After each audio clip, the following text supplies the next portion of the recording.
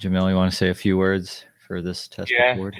yeah, we're out here. We are going to talk about some shoes today. I've got some archive shoes that I'm going to share on the show, and we're excited to get into it. All right, everyone, welcome to a special episode of Conversational Pace. This is a part of the Chatting Shoes chapter of the Conversational Pace YouTube channel, and I have a very special guest today. I have none other than the local legend of Tempe and proud recipient of a year of free Chipotle, Jamil Coury. How are you doing today? Doing great, Brett. Thanks so much for having me. I'm excited. I I'm so glad that went deep into my closet to find some oldies but goodies to bring out today to share. So I'm pumped up. I'm so glad that we get to chat shoes today because I know we've had lots of shoe conversations in the past about it. Just I don't know. I guess maybe the old generation of shoes versus now, and I'm glad that you have a few from each to show off. Um, so we'll definitely do a little dive into maybe some of your favorite trail shoes of all time, what you started out running in, and then we'll talk about more recently the mountain of shoes that you got to run in throughout this last month, and then maybe talk about some future shoe choices that you have to make for the rest of your upcoming race schedule. But one thing that's interesting is you've definitely been in the sport of running and ultra running for quite some time, and I'm sure you've seen uh, quite a bit of shoe changes. We were just talking about how there's some people who have competed, pre-fueling revolution and post-fueling revolution, and there's a lot of people who are in the sport now who definitely were not, either in the sport or running at a high level during the minimalist era. And I know you were definitely riding that wave. So I would love to hear about like some of the first trail shoes that really got you going, if they were even trail shoes at all. Yeah. I'll preface it with like I am by all means not a shoe expert. Like I think I was even texting you during this challenge of, hey, I just got these shoes someone sent me. Are these any good? Like what should I keep an eye out for? But yeah, like I've been ultra runner for almost 20 years now and or even more than that, right around there, entering like my 20th season of racing ultras, which is pretty wild. Um, and I have seen a lot. I mean, yeah, pretty early on, a few years into it was kind of the barefoot revolution was coming through and had the chance to go down and run with the Tarahumara Indians in Mexico several times. Like I was there, I went the year after Chris McDougall went with Jen Mm-hmm. Shelton and Barefoot Ted and Scott Jurek and all those folks. So like a lot of them went back that second year. I think that was 2007. Um, and so, I got custom fitted for some tire sandals when I was down there, and I had my little phase of being out on the trails barefoot, feeling that out, some Vibram Five Fingers. But yeah, I didn't know a lot of what I was doing in those early years, and then I think eventually did settle into some more minimalistic, like road racing flats, and and like did some pretty high mileage and training in them that served me for a lot of years in ultras, like where I was healthy and I think running pretty strong in like a particular model of shoe, and it was like a pretty good era for me. And then once they discontinued that shoe, I was lost for a little while in trying to find what would work for me, and then kind of had a different era after that. Yeah, it's pretty amazing. Like I definitely tried the whole racing flat thing. I was in, college at the time and it was like, oh yeah, everyone's just training in minimal racing shoes. And I learned very quickly that my body could not sustain it. So I was just forced to wear regular trainers and feel like a loser. So I was always so envious of those who were able to just go out and log miles in minimal shoes. I'm curious how. So you said that like, you stayed relatively healthy, being able to do that. I mean, I had my fair share of injuries. I think I'm trying to remember when, like what timeline this was. I know I was extremely injured my first few years into ultra running. So from 2005 to, man, I'm going to say 2009 was like pretty injury ridden. I would just destroy myself, run myself into the ground, whether that's making dumb choices through footwear or overtraining, not training enough and doing long races and just going to the well. So like a pretty maybe typical story of some people. Um, and then, yeah, maybe somewhere around 2010, 2011, I started to figure some things out. And I don't know exactly what changed, but try to be a little bit smarter. I think for a while I was wearing these Adidas shoes that were just too small and narrow for my foot. It was Like, all about the why am Adidas I doing racing this? flats. Yeah, why am I doing this to myself? Like maybe they worked for my brother and I was thinking they worked for me, but gave myself like a foot neuroma, I think, wearing tight shoes. And then yeah, kind of eventually stumbled upon Mizuno Wave Mushas. I think I might have also worn the Ronins back in the day too, That which was were a little. another trail model, right? The Ronin. I don't. Or was that a I road don't. shoe? I think that one was also a road. But it was a little different than the Wave Musha. I don't remember the exact difference, but I think I might have got the Ronins first and then got the Musha, and the Musha started just working for me really well, Yeah. and that So was my go-to. there's probably some people listening right now who are like, did he just say Mizuno? Yeah, Because like I can't even remember the last time I saw a pair of Mizuno trail shoes in the wild. these weren't even trail shoes. They were just road. They're like road marathon flats. Well, okay, I guess I can't even remember the last time I saw someone wearing Mizuno Mizuno, period. shoes, like on the roads I've seen it, but like at the Sure. start line of any trail race, because you still see Yeah. people wearing road shoes, but I just feel like I haven't seen Mizuno. But yeah, they definitely were spearheading that. I guess they were, or I don't know if they spearheaded, but they were riding that minimalism wave for a while, especially like, did you Oh, ever run in the wave universe? I was just gonna say I did get a pair of Wave Universe for sure. I think it was like a 3 point something ounce shoe. Just Yeah, there was absolutely nothing there. insane. Yeah. Yeah, I for sure had those. Oh my gosh. I didn't do a lot in them, but had them. So you mentioned going down to the Copper Canyons and running there, and like, Chris McDougall famously wrote Born to Run. Um, so did that book have a lot of influence on like your I guess purchasing decisions for shoes, or were there any other like famous runners out there where you were like, I'm gonna buy these shoes because I'm going to be like that person?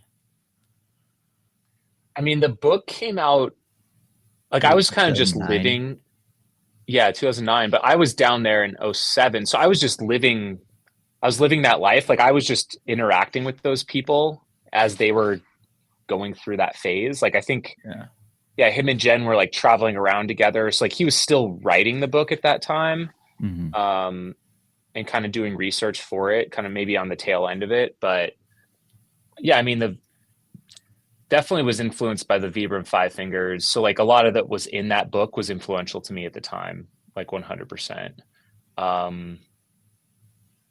Trying to think like a specific shoe purchase. I mean, the Brooks Cascadia was kind of the go-to. I think like Scott was with them back then, I believe, right? Yeah. Yeah. I think So he was. that was probably like I know I ran my first 100 miler in Brooks Cascadia, the Angeles Crest 100 in 2007. Um, but yeah, then I don't know if there was a specific person influencing me like those couple years. That's actually even more of an amazing answer than I was anticipating. You found minimalism on your own. I mean, I think it was highly influenced by the Copper Canyons trip and that whole, Barefoot Ted was down there. And I definitely had influence by that sphere Yeah. of people, and that was the way. Like, oh, the Taramara are so strong, they beat Scott Jurek. Like, we got to build up and connect with the earth, and build up the strength in our feet and our legs. And yeah, it worked until it didn't work. Yeah. Yeah. It's still a valuable training tool. Sure. Before we started recording, you told me that you brought a special shoe here for this review. I can Yes. see the little Mizuno logo Yeah. hiding You want behind me it. is it time to pull it out? I think so. We Okay. got to share. So, would you classify this as your favorite running shoe of all time? Yeah. Oh yeah. 100%. So this right. is the Mizuno Wave Musha, the original, because there were 5 versions of this. So got the box here, and this is a like never been worn, fully still in the wrapper. Oh my But this god. is the shoe, and it's a loud shoe. It's one of the, I think, the loudest shoes of all time. So we've got this neon green with orange flames all throughout. Got the Sparkling wave laces. plate. It's got the wave plate. We should get into that and talk about that. So this is the wave plate. It's basically like a plastic wave. We'll get to that. And then the bottom here.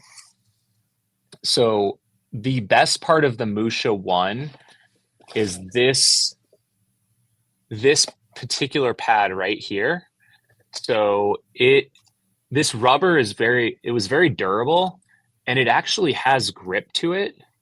Like it's maybe hard to see, but like there's some real grip compared to. Yeah, there's some texture there. This is a little flatter. This is a little more traditional, but this one right here, right where you can get some purchase power.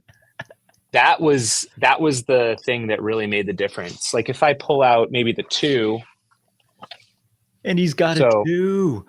I've got them all. So you can see they went to more of a traditional here. Yeah. I mean, I also have a 3 and 4, which we could just pull out. I can't believe we're getting a history of the Wave Musha lesson right now live. I did not think you were gonna have this. So the 3. Oh, you got a brand new 3 too? Oh, and a brand new 4. How many miles are on that 2? It doesn't look like a lot. Oh wow, what's in here? There's like a little ankle gaiter in there. That's funny. Dude, these still look pretty fresh. Flats. These might have only had like 1 or 2 runs. And then this is the 4. So they didn't change too much from generation. No, but you can see like the 2, 3, and 4 kind of had a little bit different tread patterns and a lot smoother. Yeah. Whereas the 1, quite different with this grip.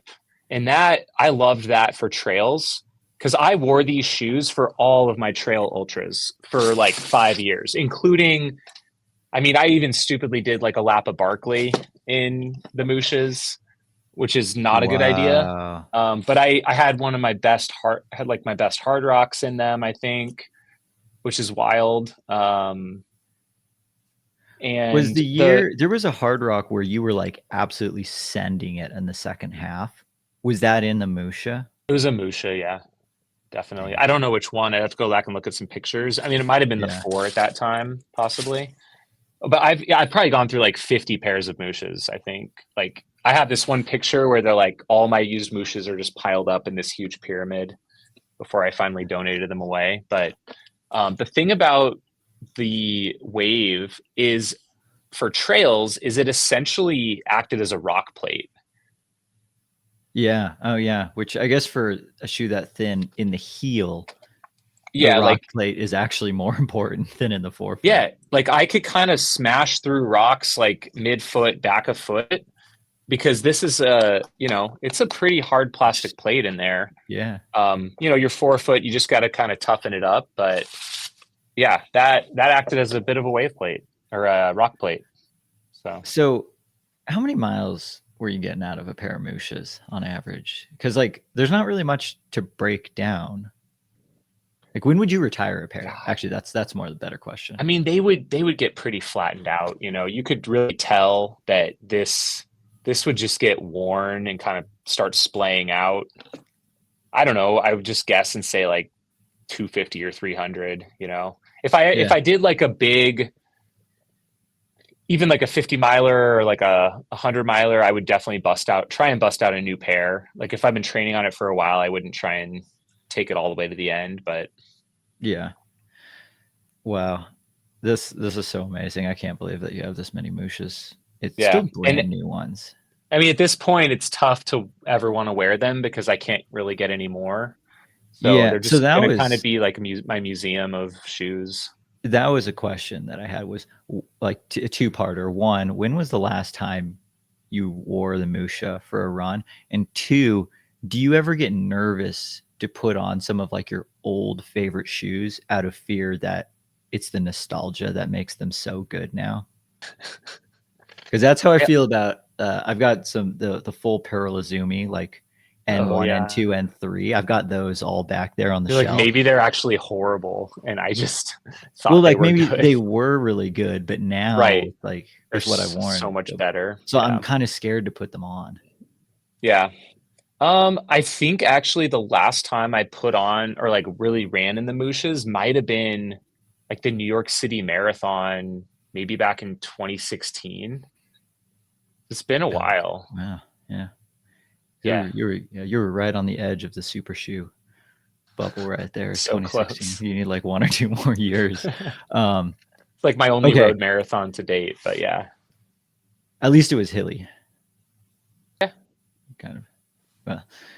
Well, you've got you. I mean, this past month, you were running up and down the Strava Tempe um, Chipotle segment. To go, I guess, to transition into that a little bit. Okay, well, gosh, there's so many places I want to go with this segment. You ran back and forth on the side of the road for all of January. Did you ever at any point wish you were wearing the Musha? I didn't think about it. No. Okay.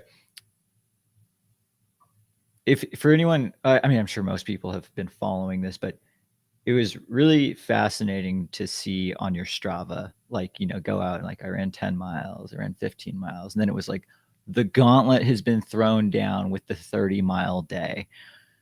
When was the first like, oh shit kind of moment out there? Because I don't know, maybe, I guess the second part of that question is, did you ever expect, the last week or last 2 weeks of January to turn into what it did?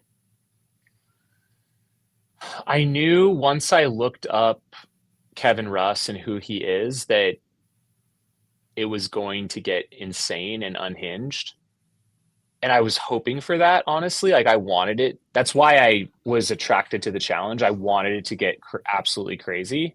Okay. I never sat down to do the math on how crazy could it get or what might we have to do to win. And I didn't know how far committed Kevin was or I truly was. The first week, I think once I surpassed, that first higher mileage week when I got to maybe 50 miles, it was like, oh, that's awesome. Like I haven't done a 50-mile training week in a year and a half. This is really great. Like, but I also better be careful right now because I'm getting into territory where I'm starting to really ramp up. And then I think I cleared that first week at 85 miles thinking, wow, that was a huge week for me. And thinking that I think was when Kevin maybe started showing up and thinking, man, we might start doing we might do like 100-mile week next week, is what I was, that was like how innocent it was at the time. That's a Yeah. huge week for most runners, even for me, Yeah. getting to 100 miles a week is a level, and you should build up to that, You which just I did build up to not. it daily by Yeah. the hour. Yes. And then I hit the 140-mile week, which was one of my all-time high training weeks, thinking I'm a badass, you know, like, oh, this is sweet, but not thinking that this is just the tip of the iceberg of what's about to come. And I think the oh shit moment was when he threw down the 30-mile day, because every time we hit like a new benchmark, that almost became the minimum needed, Yeah, you guys or it rarely ever became the went base. backwards. It became the baseline of the escalation, because it's Yeah. like if you didn't respond and at least match, you were going to be behind. Yeah. Oh gosh, the mental head games there, because it's like you have a 30-mile day. Kevin responds with 30 miles. That basically wipes the scoreboard clean. Like it's 0-0 again. It's what kept happening, is like we do all this work, all this crazy mileage just to end up back at ground zero. But now we have all this shit on our legs and we still have a lot of time left and a lot of days. Was there ever any conversation of like, dude, we're so far ahead of third place. What if we just do nothing until some amount of time near the finish and then we just race for 12 hours? And We never did. We never had that conversation. I guess we kept it in like the true spirit of competition, where we are going to act in our own accord and yeah. do whatever we feel like is needed to try and win, which produced the insane result that we saw. Because had we had some sort of a pact, like, hey, let's just Yeah. kind of keep it pretty close until X day, and then we'll unleash. We never did that. It was a complete mind game, war game all the way through. Yeah. And I feel like that's probably the most like pure spirit of competition that Yeah. it And gets out there. I the mean, most entertaining, I think, for the masses to watch. It's like, yeah, I mean, you know, it couldn't have been about the, like, how much was it really about the Chipotle? I mean, you spent more getting your car back from getting towed than yeah, free Chipotle. it wasn't at all about the Chipotle. I mean, it's a nice perk, of course, like I'll take it. But to me, it was about the spirit of the competition and what can you push yourself mentally, physically, even spiritually to do in this Mhm. contest, and against someone who is a very equally matched rival to you in both the physical sense and the mental sense. I mean, me and Kevin it was a pretty picture perfect matchup, and Yes. different skill sets, which I thought was super cool, where it wasn't just two ultra runners coming together head to head. It's like we both had these unique backgrounds that I think lended it to be so interesting and such a dramatic storyline as it developed. Yeah, that definitely made it super fascinating in that no one had any idea who was going to win until the final upload. Do Yeah. you Well, there were people know convinced that Kevin was going to have it, and like I was toast, you know, going into the well, last push. some of the reels and like content that I saw on Instagram going into the final day, like Kevin definitely did look a bit fresher than you going in, but I know that Yeah, doesn't always tell the whole story. sure. Do you know if anyone from any of the other Chipotle segments ran farther than you or Kevin? Or were you guys like not only the local legends, but the national legends, the world We're legends? we were the national legends by, I think, a pretty wide margin. Like I So I think the was next nearest was like I actually don't know currently, but Cody Clark, he was the leader in New York City for quite a okay. while, but he didn't have anyone to push him. So at some Yeah. point, I think he had no motivation to keep putting in the giant days. I don't know, he might have been like 1,600 segments or something. And I think Portland got pretty high, maybe 14 or 1,500. But we were by and far away the Yeah. biggest city by the end. So I was brainstorming like what could Chipotle or Strava offer up to the overall legend from this entire, because it's like more Chipotle. I mean, is that really a No, thing? like I mean I like had an idea. $50,000 cash. Well, that would certainly be nice. Huge cash But prize. Yeah. this is what I think. I think Oh, would be a great prize, and hopefully someone at Strava is listening to this. I think you, as the the worldwide legend, should get a special Strava badge next to your name. That's like a burrito or something that you get for the whole year. it's like a glowing burrito, but it's by my Yeah. profile and it follows me everywhere on Strava, right? Yeah. Yeah. So like, Yeah. because there's like the The verified pro badge. Yeah. but A you get burrito like badge. the burrito badge. I think you should get the The burrito badge golden burrito. and everyone knows there's only one way to get that for the year. Dude, that would be worth everything. See, right? Like Yeah. $50,000 cash, whatever. Burrito Strava badge. Golden burrito badge. Dude. I know. Okay, so and then it moves to the next person next year who wins overall, the whole country, most segments. And only one person, Can hold of that. the entire challenge will get the burrito badge. So that's my proposition Dude. for Chipotle and Strava. Amen. Okay.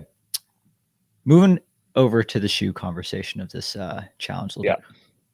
What shoes did you start in? I started in these ones. So the Mount to Coast H1, which is so that's yeah, coming out this summer, I believe. Right. Summer or fall. It's an unreleased shoe. So this is technically like a wear test shoe that they just randomly sent me. I didn't even know I was getting these, but I got them, I think, sometime in December, and really liked them. So they're hybrid road to trail for Mount to Coast. Yep. And Mount to Coast they're a very new company. I mean, I think their first shoes came out April of 2024. So they're not even a year old now as a brand. But they're definitely doing some cool things. I just ran in the R1 yesterday, which is, I think that one is based a lot off of the R1, which is a road shoe. It's got the kind of the dual lacing design, which is super cool. That's kind of a big part of, I think, all of their entire shoe line is the dual lacing. So you've got the traditional tie at the top, but then you've got this bungee at the bottom. So, theoretically, it's like if you're in a long ultra, your feet swell, you want to just open these up a little bit so you can just release it and kind of open up that toe box a little bit more without having to cut your shoe apart. Did you use that feature throughout? I might have adjusted it a little bit, but honestly, my feet didn't really swell until after I finished. Okay. So they were in pretty good shape overall. I started to get some top of foot pain like the last day, but other than that, I had a lot of other issues, not really my feet specifically. So you started in the H1s. I remember early on, you sent me a picture of your feet. You were wearing the Nike Ultrafly as well. So you had those on for a brief moment. Yeah. I know pretty early. What were your thoughts? I guess two things. One, really rocking a lot of trail shoes out on this brick segment. How did the carbon plated super foam feel at those paces, especially with so many U-turns? Yeah, well, I guess I just don't have a ton of road shoes right now in my quiver. So I just got these from Nike in the middle of the challenge. They just airdropped them into me. So I was like, I'm gonna try these on. Like maybe the super foam, maybe the carbon plate will be good for what I'm doing. And with the bricks out there, it's kind of not a perfectly level surface. So I justified it that way, I guess. Yeah. And I did these, I took them right out of the box and ran a marathon in them one day and then did about 8 miles the next day. But I started getting some shin pain on my left leg. So I was like, maybe I'll switch my shoes, went back to the H1s, and within a few miles, the shin pain diminished. So interesting. Just kind of retired these for the time being, maybe not the best choice. So that was kind of these ones. Did you, were you paying attention at all to like oh, I wore these shoes yesterday, I shouldn't put them on the next day? Or were you going just same shoe for back to back to back days, or what was I there, mean, or multiple shoes in a day, I guess, too? I mostly stuck with the H1s. Like that was my go-to, but then there was certain days where I thought, let's try something different. So I know one day I did throw the Speedlands on, the Cam Hanes Bloodbath edition. Right. So I Yeah. think I did a shorter day, maybe like a 9 miler in these, which Hmm. was okay. But I still, like, the next day I found myself going back to the H1s. How many miles do you think you spent in those H1s? Because did they just send you one pair? You just had one? Yeah.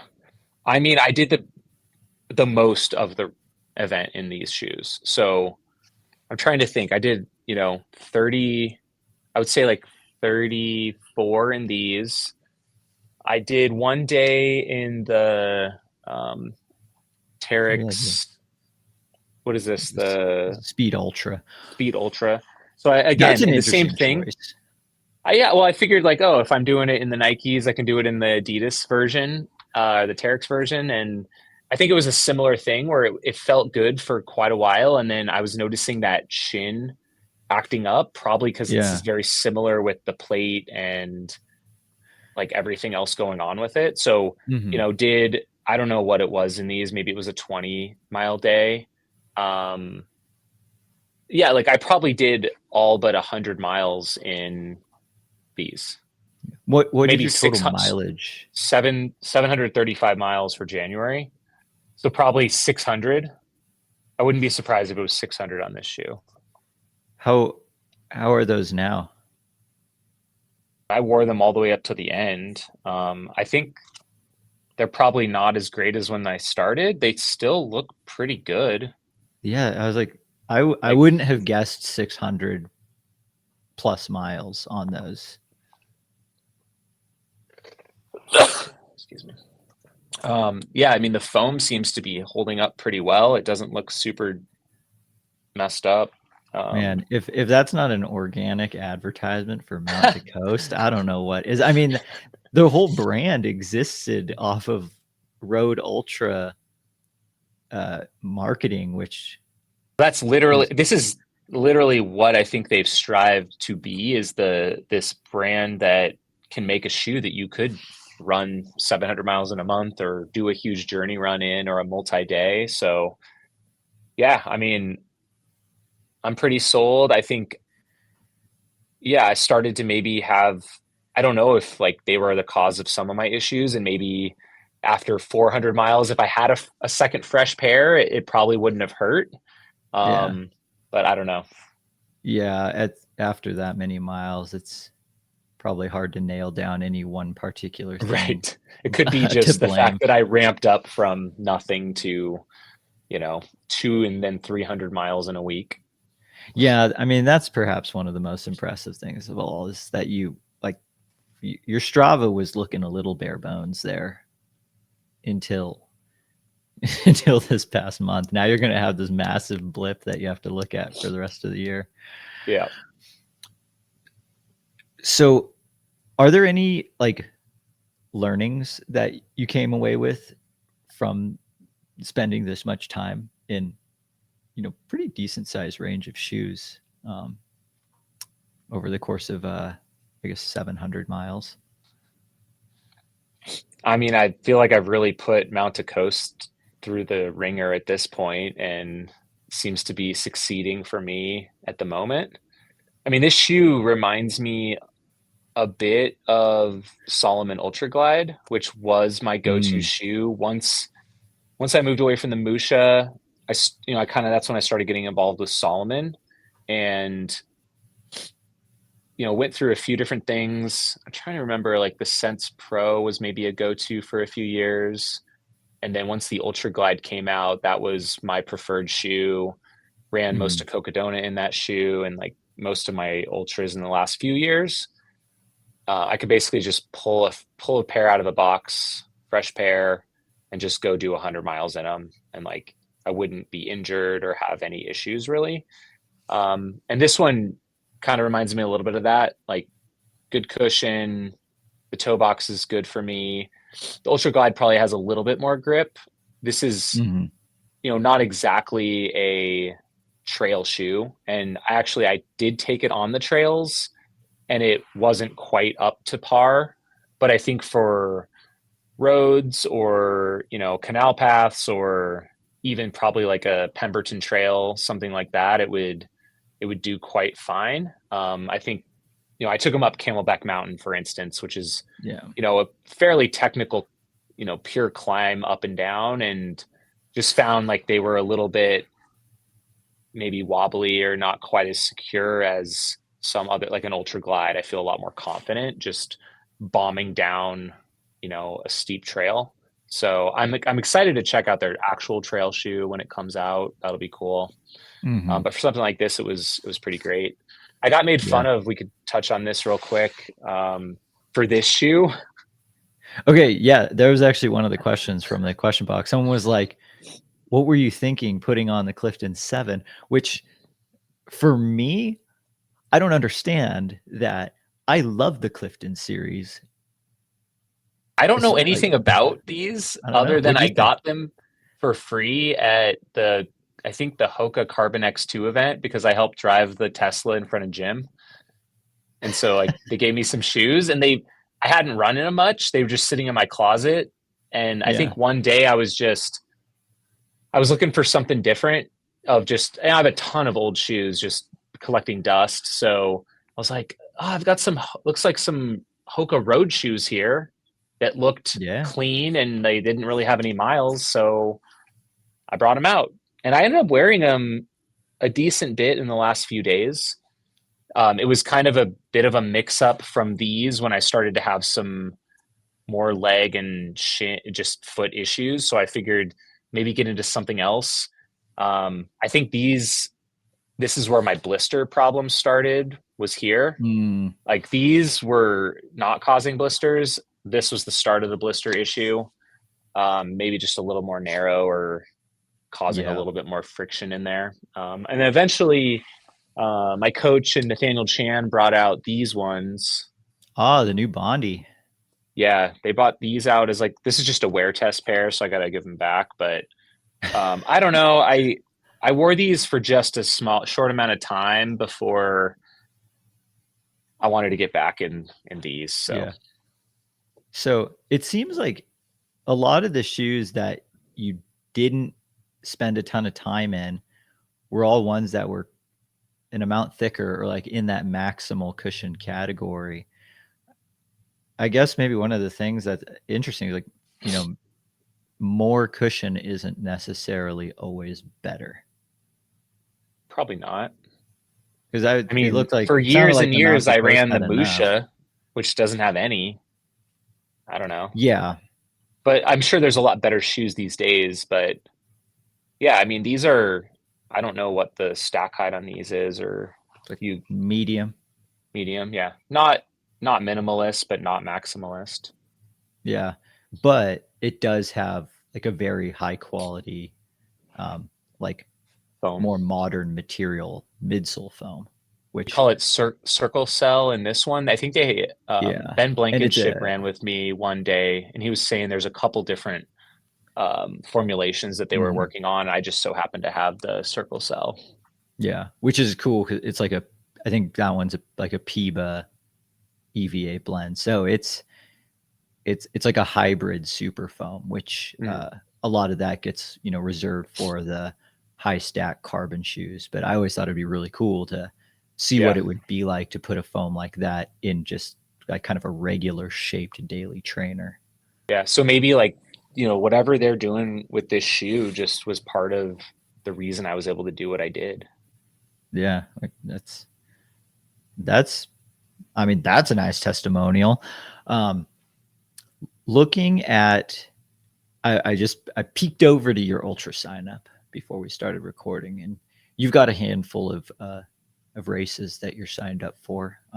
The first one, you're signed up for the Black Canyon 50K next weekend. What's going on there? Well, peer pressure. I mean, it's kind of the unofficial media race on Sunday.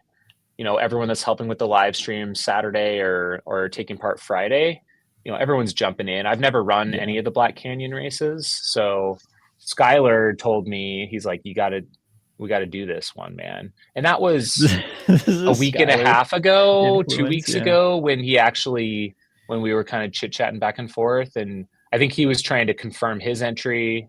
So I was able to get him in. And then I was like, oh, well, I'm doing like 30 miles a day anyways right now. Like that seems like an easy day.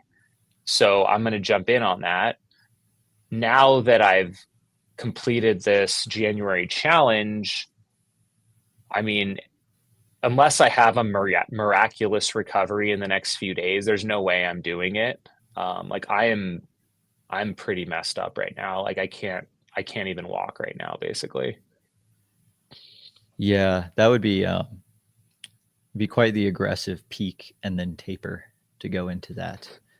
But if you do decide to start the media race, you, me, and Skylar have got to set some like wager times for. Yeah, like I would love mentally, I'm in, I want to do it. It would be great, but physically, like at the Yeah, moment, like I can't bend my ankle.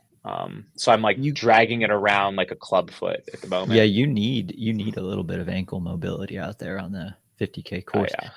Also, it could be kind of risky considering you also have on the docket the Cocodona 250, Western States 100, and the Hard Rock 100. Yeah. Yeah, Has I don't know, like maybe I'm in denial. I don't know if I've done any sort of long-term damage or injury to myself. At the time, I was just so focused on this and I wanted to go all out for it, and I was able to do that.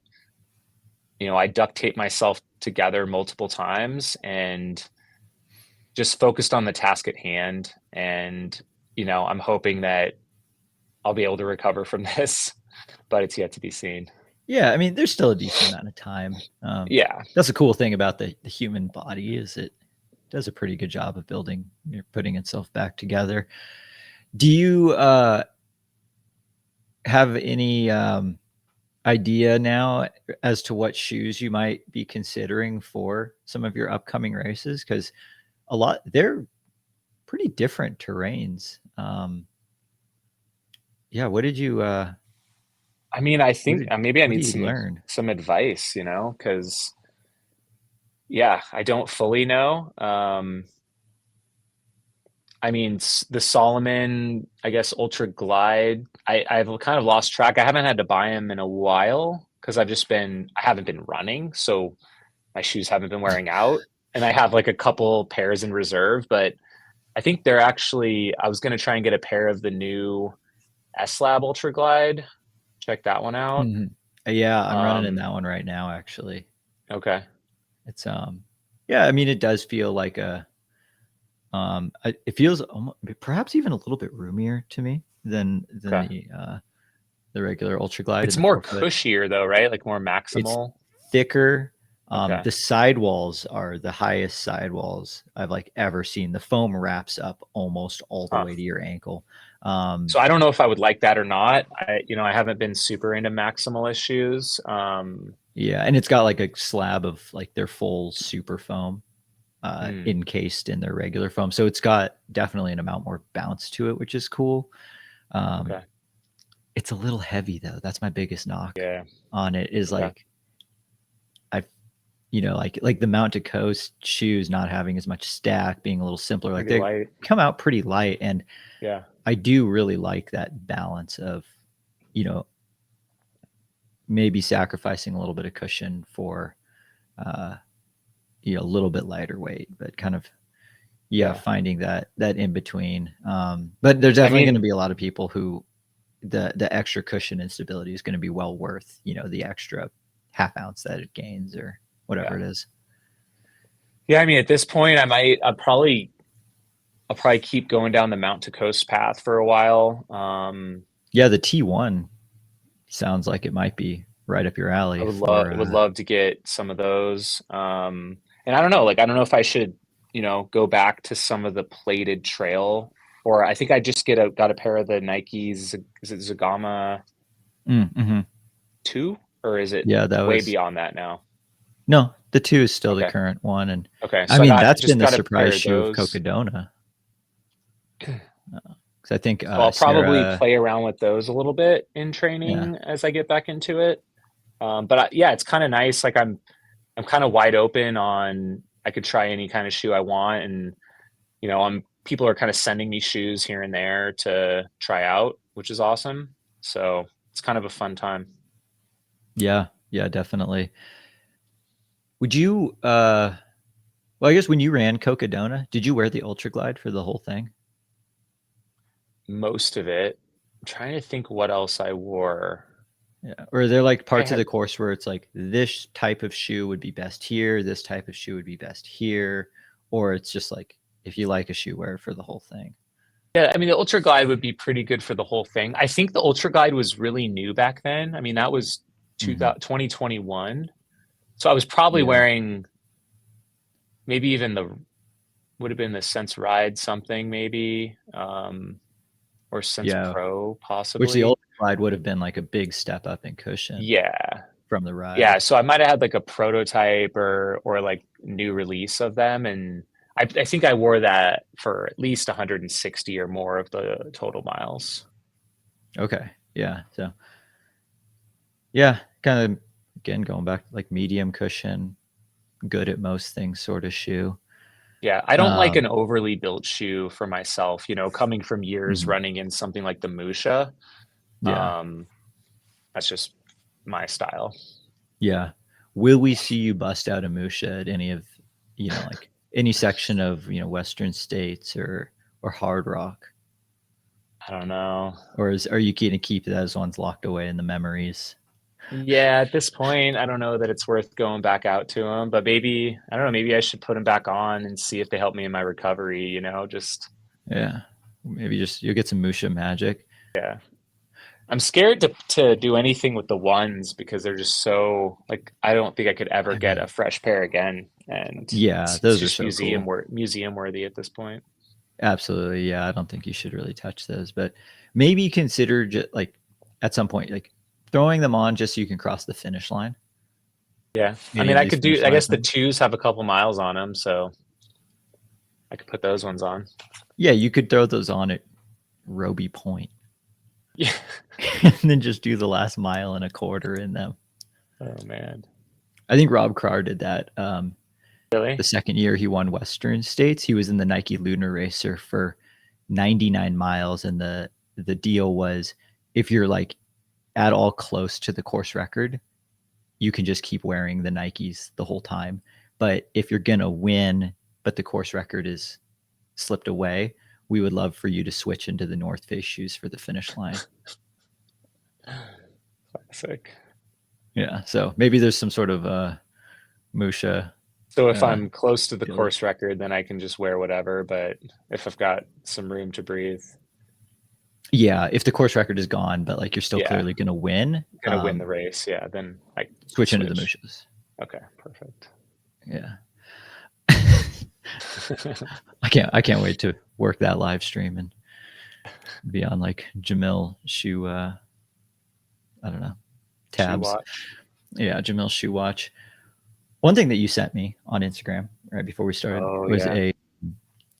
a cool Speedland Cocodona. I don't even know if it was an announcement, but just like a conversation. Can you speak more about that?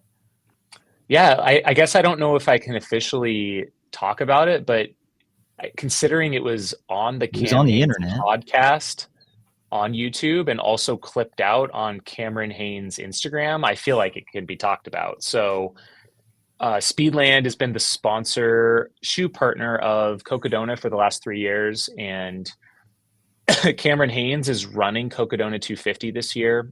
He's also done several shoe collabs with Speedland, Bloodbath and edition. yeah, Bloodbath Edition. And they wanted to do a Cocodona pack, they're calling it. So this is a Cameron Hanes Keep Hammering / Cocodona 250 2-pack of shoes. There's going to be I believe it's a GS CCD So it's kind of this shoe platform, I'm pretty certain.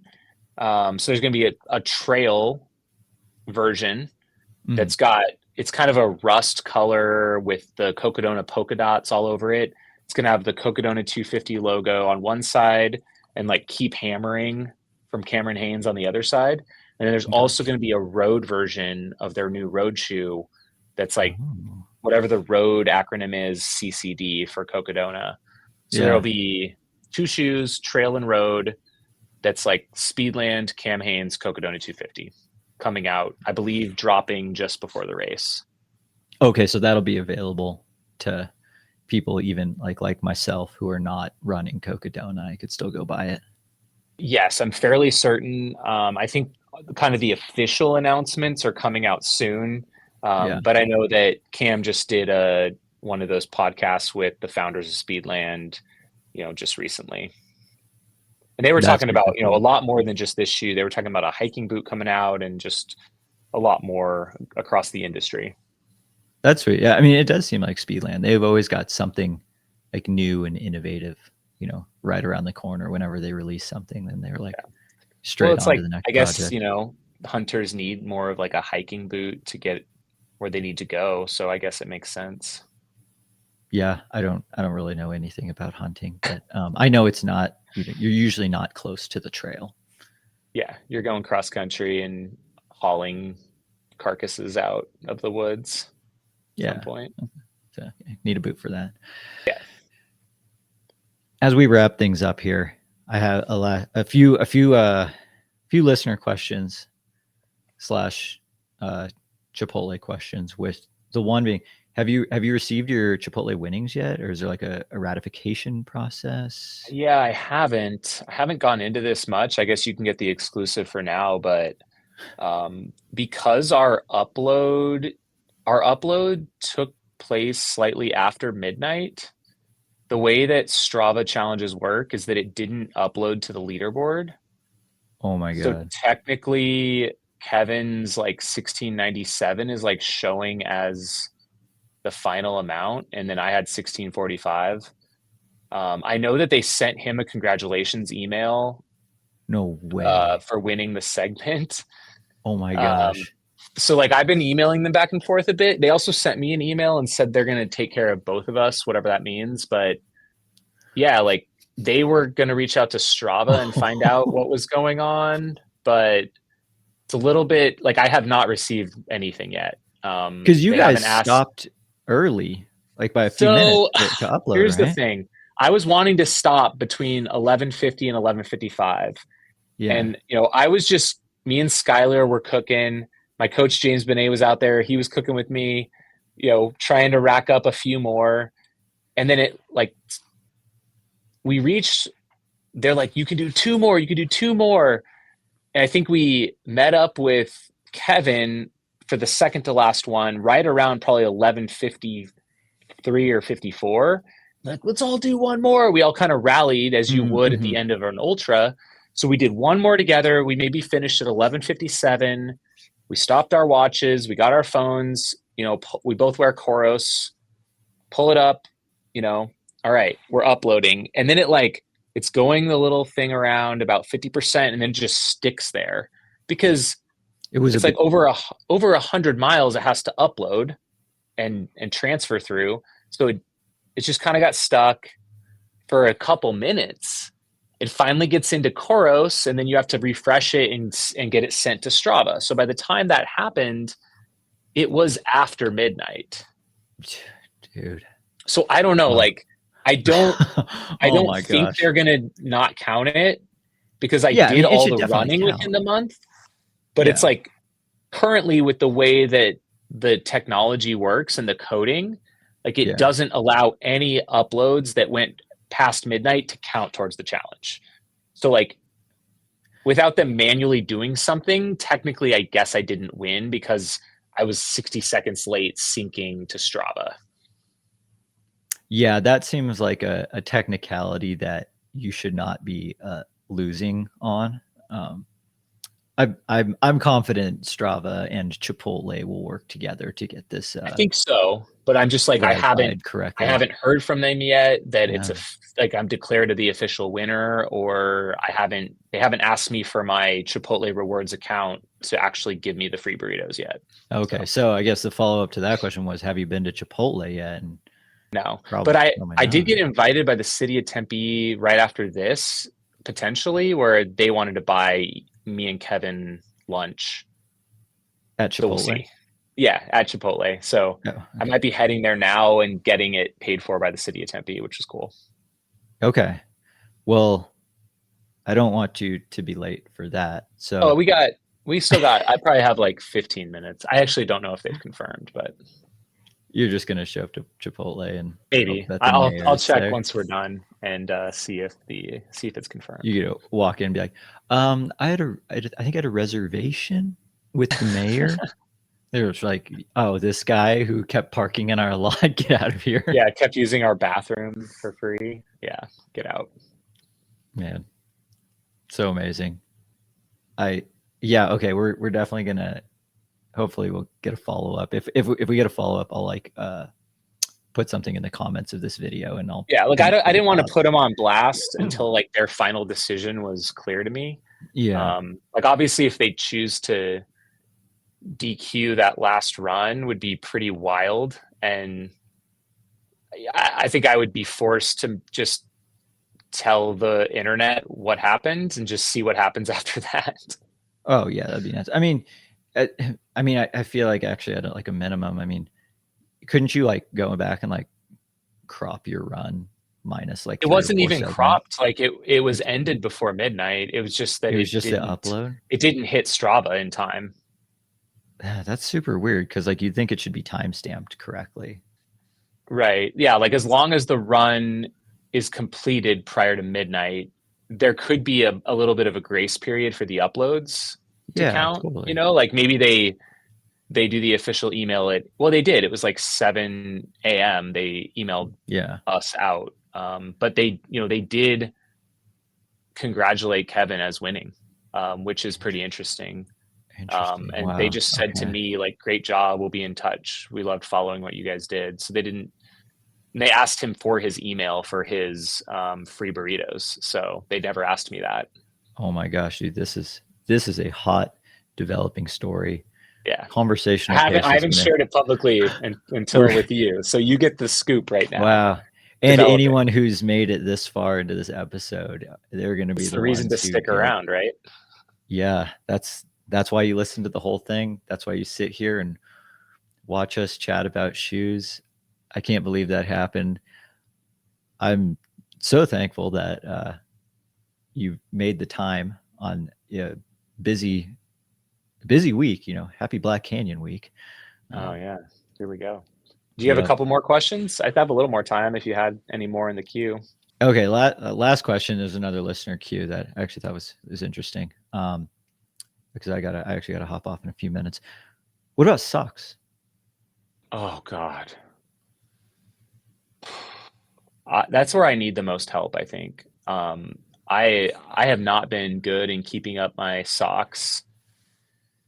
So like I was using a bunch of random socks, like cheap Puma ones that I get from Target in like a 12 pack, or just randomness. Like I really need to dive in and get some recommendations on some good socks, because I feel like that's where I was probably lacking the most, and maybe even where some of my other blister problems popped up. Oh yeah, totally. I mean, that's the part that actually touches your skin. Yeah. So that was, I mean, I didn't plan for a lot of how this month would go, and that was one of the biggest weaknesses. Thankfully I at least had one shoe that was a good go-to, but the socks was a bit of a problem. Yeah. Yeah. Gosh, I wonder what would have happened if you didn't have those H1s. Is in the other shoes that you wore, is there anything else that was like a close second, or like the H1 was a pretty far ahead first place shoe for Yeah, this month? it was a no contest. Like I even had more shoes in the back of my truck throughout the week, and like nothing looked appealing or looked up to the task. So And I actually have some R1s, and I just found them this morning in a shoebox at my house. But that would have probably been another good one to have, like the actual road shoe from Mount to Coast. Like Yeah. I'm disappointed or a little upset that didn't end up making its way into the mix. Probably wouldn't have been a good one. Yeah. You can save that one Squeaky for next shoes. year. So I have the R1s. Mine don't squeak. Like, what squeaks? Like the outsole? I don't know exactly, but I don't have I don't know anything that I that's notice squeaky. when I run, but if I'm just walking around the office, it's like people are turning their heads because I'm squeaking as I walk by. Okay, I did notice that, like walking around my hardwood floors upstairs. That's really it that Super I loud as hell. notice. But then when Yeah. I was running on the treadmill, it was totally fine. Yeah, I don't really notice when I'm running. It's Yeah. just when I'm walking around. Do you know what shoes Kevin was wearing? I know it was Topo. He was, I don't know exactly which one. He was in Topos the entire time, and it was the same pair that he wore at Across the Years for I think 172 miles. So The same I pair or mean, just the same model? pair, I believe. Oh my. So Yeah. So there, like that would probably, yeah, maybe you need to do an episode with him and oh my talk about gosh. his, or at least a short segment on what he used, because Yeah. he seemed no worse for the wear. I mean, I left this challenge 100% depleted and destroyed and possibly injured. And Yeah. he left it looking like it was just another normal day. He even swept the Elephant Mountain race that Aravaipa put on this weekend. Like No, he he did did like, not. yeah, he did like 11 miles on Saturday night, the day after the challenge ended. So Dude. he's pretty unfazed by it. So look out for Kevin Russ at Cocodona this May. He's going to be the new darling of Cocodona and the live stream this year. Seriously. Oh, we need to find out 100%. his preferred emoji. Yeah, and for people to bomb in the chat. You get this man a Topo sponsorship. Is there an umbrella? Too. I feel like it's got to be the umbrella. Yeah. It seems like of all things, the umbrella emoji would be the most appropriate at this point. And I don't think the umbrella emoji has been claimed by anyone. So yeah, I mean, you heard it here first. Another first in the conversational pace. Whew, a lot of breaking news. I got some Gotta reels clip all this out. to cut up. Yeah. Clip these out and collab them over. I gotta get scrubbing.